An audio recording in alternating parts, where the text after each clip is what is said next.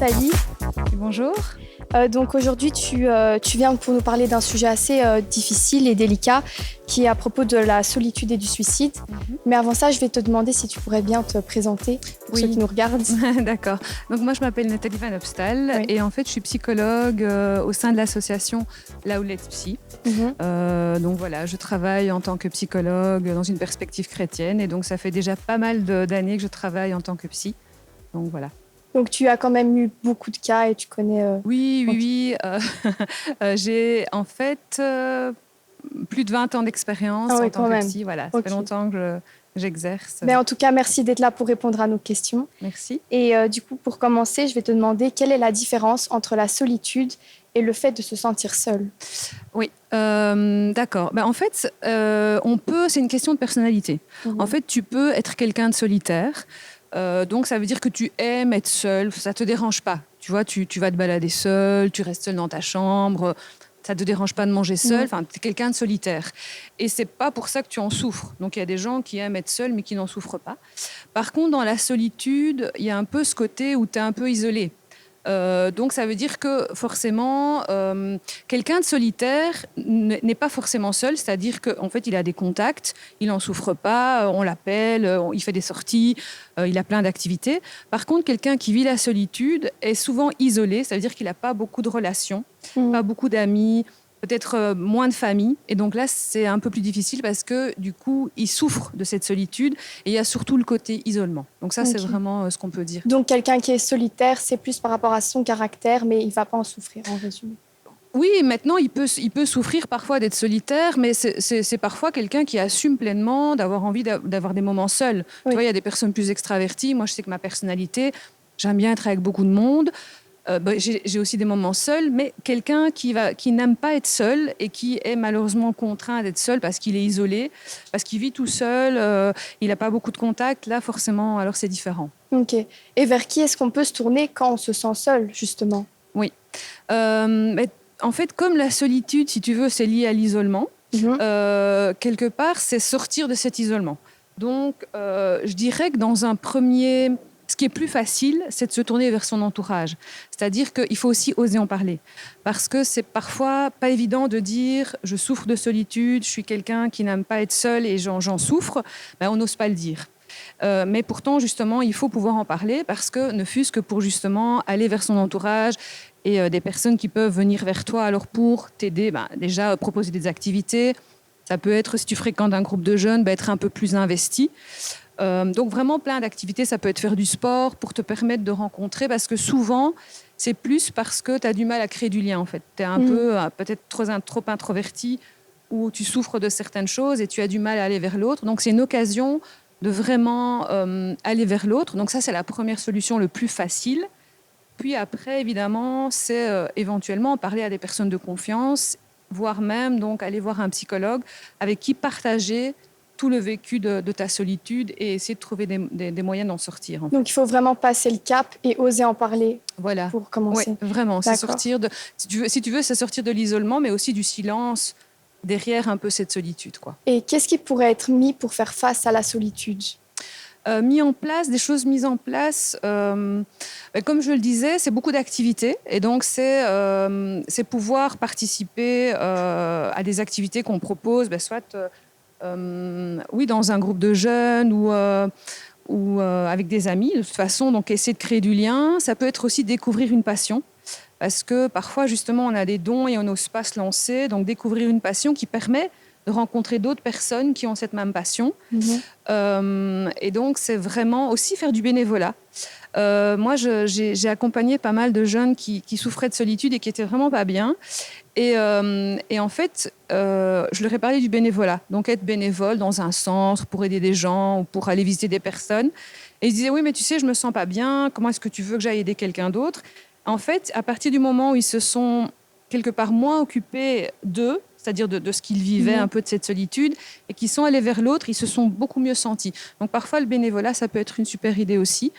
Et donc aussi, évidemment, comme je disais, parler, voilà, je suis psy à la Houlette, donc c'est aussi parfois se tourner vers des psychologues ou des conseillers chrétiens ou des responsables de jeunes en qui on a confiance, qui peuvent aussi nous aider et trouver des pistes avec nous. Donc, il faut vraiment faire le pas et parler pour voilà, commencer c'est vraiment, à... exactement, c'est oser en parler. Et qu'est-ce qui peut pousser quelqu'un à passer à l'acte, par exemple? Donc là, tu parles de passer à l'acte au niveau du suicide. Oui. Ouh là là. Alors, c'est vrai qu'il y a plein de causes du suicide. Donc, je dirais qu'il y a autant de causes de suicide que de personnes qui passent à l'acte. Mais si tu veux, dans les statistiques, il y a des raisons qui reviennent très souvent. Alors, une des raisons, c'est par exemple...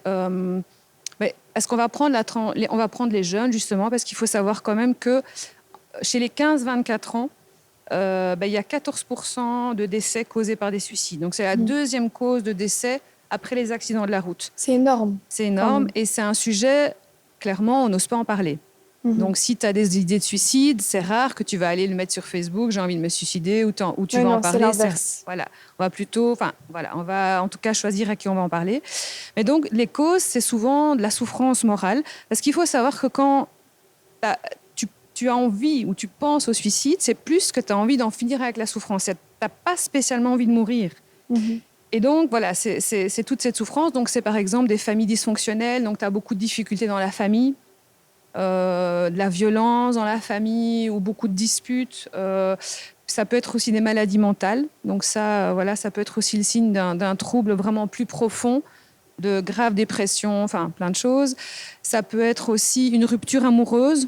Donc vraiment quelqu'un à qui tu étais super attaché et puis finalement qui s'en va. Ça peut être la consommation d'alcool aussi et de stupéfiants. Donc c'est-à-dire que quand il y a des jeunes parfois qui ne pensent pas au suicide et puis sous l'effet d'une substance, ils ont une idée de suicide et puis ils passent à l'acte. Il y a vraiment beaucoup de raisons et c'est souvent des souffrances psychologiques et émotionnelles quand même assez profondes qui poussent quelqu'un. Parce qu'on peut avoir une idée sans passer à l'acte, mais il y a vraiment beaucoup de raisons. Et c'est souvent une souffrance psychologique qui n'est pas entendue et on ne sait pas vers qui se tourner, tu vois. Et donc l'âge spécifique, c'est plus au niveau des jeunes qui sont touchés. Alors, il y a également des adultes. Oui, bien sûr. Il n'y a pas vraiment d'âge spécifique. Maintenant, c'est vrai que ça évolue avec l'âge. C'est-à-dire qu'il y a quand même de plus en plus de suicides, plus on avance en âge. Mais donc, comme je disais, entre les 15 et 24 ans, il y a quand même 13% de décès causés par ça. Mais allez, je me souviens, au début de ma pratique, j'avais un enfant de 5 ans qui avait vraiment marre de la vie, qui en avait marre de la vie, qui avait envie de mourir. Donc, je dirais qu'il n'y a pas vraiment d'âge, mais c'est vrai que la tranche d'âge entre les 15 et 24, c'est, je crois, 13%. Et je crois que c'est un peu plus pour au-delà des 24 ans. OK, mais c'est vraiment là, l'âge où il y a quand même un fort pourcentage. Mais parce qu'il y a plein de choses que tu ne comprends pas de la vie, des questions que tu te poses, et peut-être un isolement aussi. Et donc, parfois, il y a cette solution qui est choisie et qui est difficile, quoi. OK. Donc, OK. Et comment réagir face à mes idées noires, justement? Oui. Enfin, si j'en ai. Oui, bien sûr. Mais déjà, il ne faut pas dramatiser, d'accord? Okay. En fait, avoir des idées noires, avoir des idées de suicide, ça ne veut pas dire que tu vas te suicider, d'accord? Je pense que, j'ai presque envie de dire qu'on y a tous pensé un jour ou l'autre, dans un moment très creux. On se dit, oh là là, si je pouvais en finir. Parce que, comme je l'ai dit,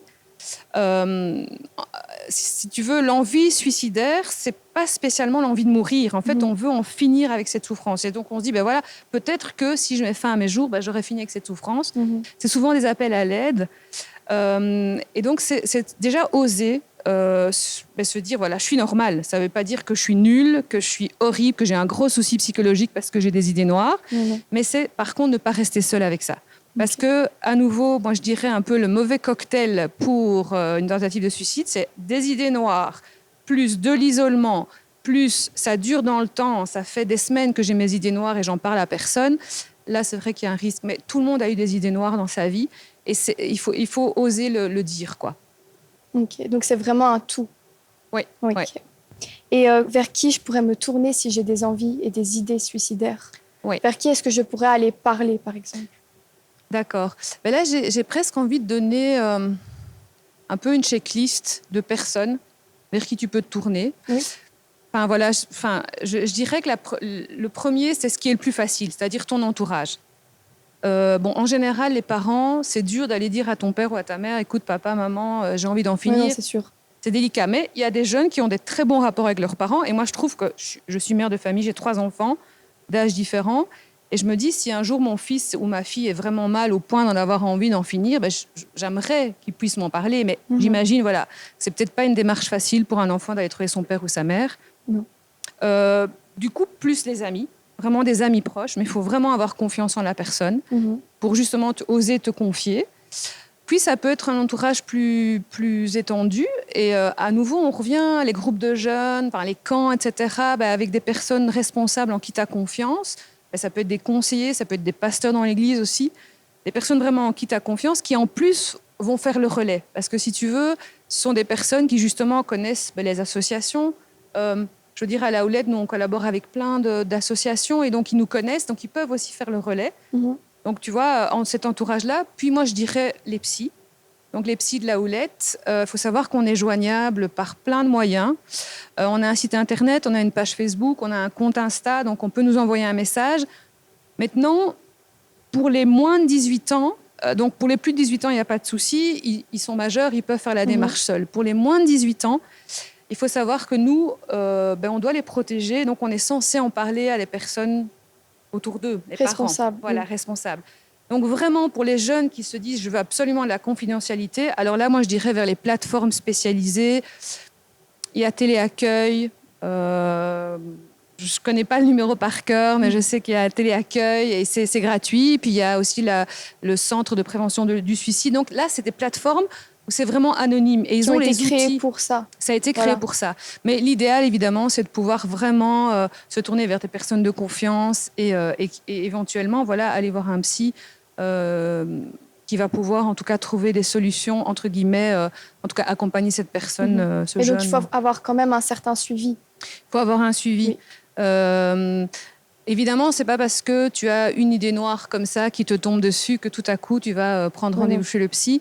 Mais je veux dire, si maintenant, tu as eu des idées noires, tu as quand même fait des tentatives, il faut quand même pouvoir être suivi et accompagné. Et oser en parler. Et oser en parler, oui. Et comment est-ce qu'on pourrait réagir face à quelqu'un qui nous parle de ses envies suicidaires ? Alors, c'est vrai que ça, c'est pas facile parce que ça fait peur. Je dirais que je crois que même les professionnels de l'écoute, qu'on soit psy, conseiller ou autre, quand quelqu'un nous parle de son envie de suicidaire, on a peur qu'il le fasse. Et donc déjà, c'est remercier la personne pour sa confiance. Parce que franchement, si la personne ose te dire ses envies suicidaires, c'est qu'elle te fait vraiment confiance. Donc pas trahir sa confiance non plus. C'est-à-dire vraiment lui dire, en tout cas, merci pour ta confiance. Mais je crois surtout, c'est un secret super lourd à porter. Mais et non, donc, c'est pas porter ça tout seul. Voilà. Si quelqu'un te fait une confidence, c'est vraiment lui dire, écoute, merci pour ta confiance, mais je vois vraiment que tu n'es pas bien. Et je pense que tu as vraiment besoin d'être accompagné. Tu as vraiment besoin de voir quelqu'un de spécialisé qui va pouvoir t'aider. Si tu veux, je fais la démarche avec toi. Donc, tu peux même lui proposer ton aide. Mais ce n'est pas rester seul avec ça parce que déjà, pour nous, en tant que psy, c'est dur d'entendre ça.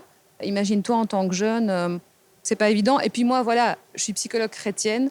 Donc clairement, il y a aussi, j'ai de l'espoir en Jésus, il y a aussi le fait que tu partages ta foi, même si c'est vrai, face à ça, on est un peu dépourvu parce qu'on ne comprend pas, mais c'est en tout cas oser dire que tu peux rencontrer aussi quelqu'un, et notamment Jésus, qui va pouvoir combler plein de choses. Donc c'est un peu, mais ne pas rester seul. Si quelqu'un se confie à toi, c'est pas rester seul, quoi. Okay. Et comment est-ce qu'on peut accompagner quelqu'un pour les récidives ? Pour éviter les récidives... Oui, éviter, pardon. Oui, non, mais en fait, c'est travailler sur les causes. Donc, la réponse va être assez rapide. C'est qu'en fait, pour éviter qu'il y ait à nouveau des tentatives de suicide, il faut déjà travailler sur pourquoi la personne a eu envie la première fois et qu'est-ce qui la pousse à chaque fois à vouloir mettre fin à ses jours. Donc, c'est vraiment un accompagnement au niveau des causes. Donc là, c'est vraiment l'accompagnement psy, spirituel et aussi social, ne pas la laisser seule, ne pas la laisser dans l'isolement. Parce que ça aussi, si quelqu'un est complètement isolé, fait des tentatives de suicide et puis retourne chez lui complètement isolé, il y a plus de chances qu'il ait envie de recommencer. Donc c'est aussi veiller à ce qu'il soit entouré. Et est-ce qu'il y a des maladies mentales ou des états psychologiques qui peuvent favoriser le passage à l'acte ? Oui. Lesquels, du coup ? Oui.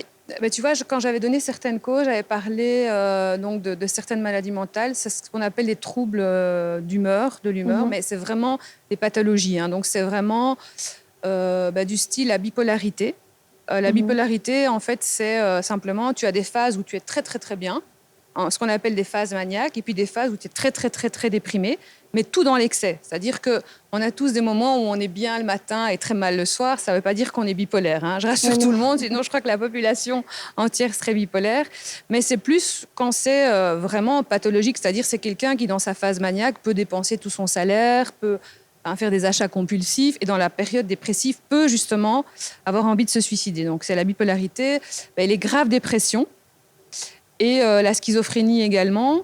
Donc, du coup, de toute façon, quand il y a une tentative de suicide, donc un acte, un passage à l'acte, il faut absolument emmener la personne à l'hôpital et il faut qu'elle passe toute une série d'examens, qu'elle soit suivie, si tu veux, accompagnée, pour qu'on puisse justement identifier est-ce que c'est simplement, entre guillemets, de la souffrance morale, émotionnelle, ou est-ce que ça cache une pathologie plus lourde, où là, il faut un accompagnement. Parce que parfois, c'est justement malheureusement, il y a parfois des jeunes ou même des adultes où on s'est rendu compte de leur maladie à cause de la tentative de suicide. Ah, voilà, donc on peut se rendre compte à cause de la tentative. Oui, voilà, parce qu'on se dit, tiens, qu'est-ce qui se passe, tout va bien. Oui.